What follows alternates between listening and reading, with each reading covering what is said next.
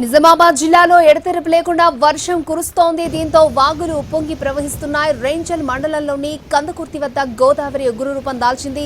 Nizam Sagar project 24 గేట్లు open చేయడంతోనే వరద ప్రవాహం పెరిగింది.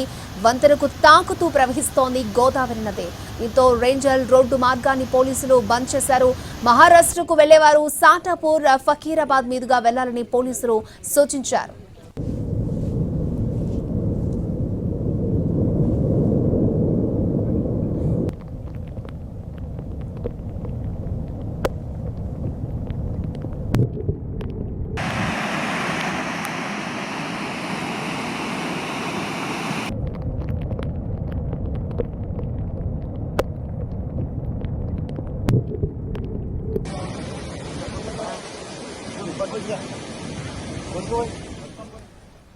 నిజామాబాద్ జిల్లాలో ఎడతెరపు లేకుండా వర్షం పడుతోంది. దీంతో వాగులు ఉప్పొంగి ప్రవహిస్తున్నాయి. రేంజల్ మండలంలోని కందకుర్తి వద్ద గోదావరి ఉగ్రరూపం దాల్చింది. నిజాం సాగర్ ప్రాజెక్టు 24 గేట్లు ఓపెన్ చేయడంతోనే వరద ప్రవాహం పెరిగింది.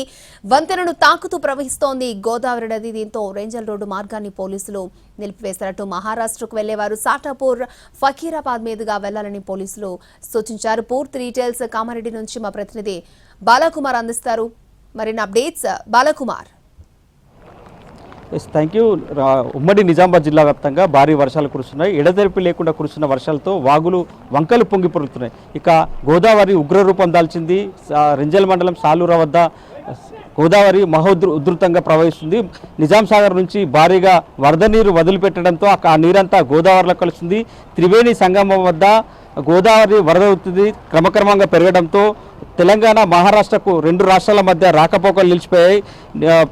దీంతో రెంజల్ రోడ్డు మార్గాన్ని పూర్తిగా నిలిపేశారు పోలీసులు పహారా కాస్తున్నారు. ఎవరు కూడా అటువైపు వెళ్లకుండా జాగ్రత్తలు తీసుకుంటున్నారు. మహారాష్ట్రకు వెళ్లేవారు సాటాపూర్ మీదుగా ఫకీరాబాద్కు వెళ్లాలని సూచిస్తున్నారు. ఇక జిల్లా వ్యాప్తంగా కూడా నిన్న కామారెడ్డిలో ఎడతెరిపిలానికి వర్షం కురిసింది, కుంభవృష్టి కురిసింది. ఇవాళ నిజామాబాద్ జిల్లా వ్యాప్తంగా కూడా అదే స్థాయిలో వర్షాలు కురుస్తున్నాయి. ఇక నిన్న వర్షానికి కొట్టుకొచ్చిన ఇప్పుడు ప్రస్తుతం మనం కామారెడ్డి జిఆర్ కాలనీలోనే నిన్న కుంభవృష్టితో భారీగా వరద పోటెత్తింది. ఈ కాలనీ మొత్తం కూడా జలమయమైంది. అనంతరం కాలనీ నుంచి పెద్ద ఎత్తున కార్లు కొట్టుకొచ్చాయి. దాదాపు 7-8 కార్లు వరద నీటిలో కొట్టుకొచ్చాయి. ఆ తర్వాత కట్టుకొచ్చిన కార్లన్నీ కూడా ఇక్కడే కాలువ వద్ద ఉన్నాయి. ప్రస్తుతం మనం విజువల్స్లో చూస్తున్నాం. కార్లు నిన్న వరదల్లో కొట్టుకొచ్చిన కార్లు పూర్తిగా ధ్వంసమయ్యాయి.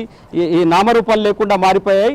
ఇక్కడే స్ట్రక్ అయిన పరిస్థితి అయితే మనం విజువల్స్లో చూస్తున్నాం. అదేవిధంగా చాలా కాలనీలు ఇప్పటికీ జలదిగ్బంధంలో చిక్కుకున్నాయి. కానీ వరద నీరు ప్రవాహం తగ్గినప్పటికీ బురద ఇళ్లలోకి చేరడంతో తీవ్ర ఆవేదన చెందుతున్నారు.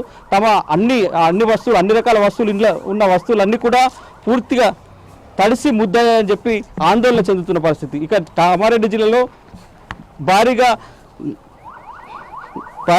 నష్టం వాటిల్లినట్టు కలెక్టర్ చెప్తున్నారు. ఇటు రోడ్ల వ్యవస్థ పూర్తిగా స్తంభించింది. నిజామాబాద్ జిల్లాతో పాటు కామారెడ్డి జిల్లాకు హైదరాబాద్కు వెళ్ళే రహదారులన్నీ పూర్తిగా ధ్వంసమైన పరిస్థితే కనిపిస్తుంది. సో ఇది కామారెడ్డి జిల్లాకు సంబంధించి వరదల అప్డేట్. Cameraman vote studio.